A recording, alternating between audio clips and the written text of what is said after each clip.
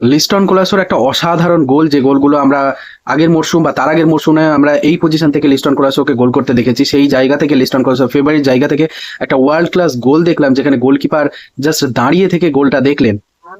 Liston Colaco হতে পারতেন আজকের ম্যান অফ দ্য ম্যাচ, কিন্তু 93 মিনিটের মাথায় আরেকজন বাঙালি ঋত্বিক দাস, যিনি জামশেদপুর এফসির হয়ে শেষ মুহূর্তে মাঠে নেমে 93 মিনিটে ইস্টবেঙ্গলের প্রাক্তন প্লেয়ার মেসি বৌলির ক্রস থেকে গোল করে সমতা ফিরিয়ে জামশেদপুর এফসিকে 1 পয়েন্ট দিলেন এবং মোহনবাগানের মুখের গ্রাস 3 পয়েন্ট কেড়ে নিয়ে মোহনবাগানকে 1 পয়েন্টে সন্তুষ্ট করলেন। মোহনবাগান আজকে যে ম্যাচটা জামশেদপুর এফসিতে জেআরডি টাটা কমপ্লেক্সে ম্যাচটা খেলতে নেমেছিল, প্রচন্ড একটা হাই টেম্পারেচারে ম্যাচটা হচ্ছিল।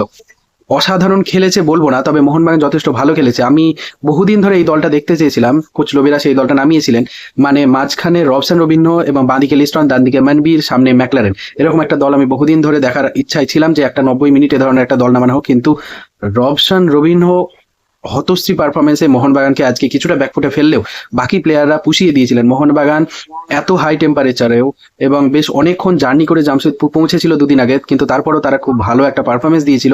অভিষেক টেকচাম সিং এর খেলা আমার অসাধারণ লেগেছে। তিনি ভারতীয় জার্সি পরে দুদিন আগেই খুব ভালো একটা পারফরমেন্স দেওয়ার পরে আজকে এতটা জার্নি করে এসে মোহনবাগানের হয়ে প্রায় 90 মিনিট অব্দি দৌড়ে গেছেন এবং অসাধারণ একটা পারফরমেন্স করেছেন। কিন্তু শেষ মুহূর্তে আমাদের দুজন বিদেশি ডিফেন্ডার টম অ্যালরেড এবং আলবার্তো রড্রিগেজের কিছু সিলি মিস্টেকের কারণে ঋত্বিক দাস পুরো ফাঁকায় দাঁড়িয়ে থেকে গোলটা করে মোহনবাগানকে অনেকটা এগিয়ে আইএসএল টাইটেল কন্টেন্ডারের লিস্টে অনেকটা এগিয়ে দিতে পারতেন, কিন্তু সেখান থেকে ব্যাকফুটে ফেলে দিলেন। ব্যাকফুট বলা যায় না, আমরা এখন লিগ টেবিলে 1 নম্বরে আছি, কিন্তু মুম্বাই সিটি এফসি আমাদের থেকে 1 ম্যাচ কম খেলে 14 পয়েন্টস নিয়ে তারা সেকেন্ড পজিশনে আছে এবং জামশেদপুর সেম পয়েন্টস নিয়ে 3 নম্বরে আছে গোল ডিফারেন্সের কারণে। আগের ভিডিওতে বলেছিলাম যে আমি বাঁদিকে লিস্টনের জায়গায় আজকে রবসানকে দেখতে চাই এবং মাঝখানে জেসন কামিন্সকে দেখতে চাই, তবে লোবেরা সেটা করেননি এবং লিস্টন অসাধারণ একটা পারফরমেন্স দেন। আমি লিস্টনের পারফরমেন্স খারাপ বলে আমি বাঁদিকে রবসানকে দেখতে চেয়েছিলাম সেটা না, রবসানকে অ্যাকচুয়ালি রবসান যেহেতু লেফট উইং এ খেলতেই ভালোবাসে, ফলে তাকে আমি মানে মাঠে 90 মিনিট দেখতে চেয়েছিলাম, কিন্তু তার আজকে মিডফিল্ড অ্যাটাকিং মিডফিল্ডার হিসেবে তার যে পারফরমেন্স সেটা প্রচন্ড হতাশাজনক।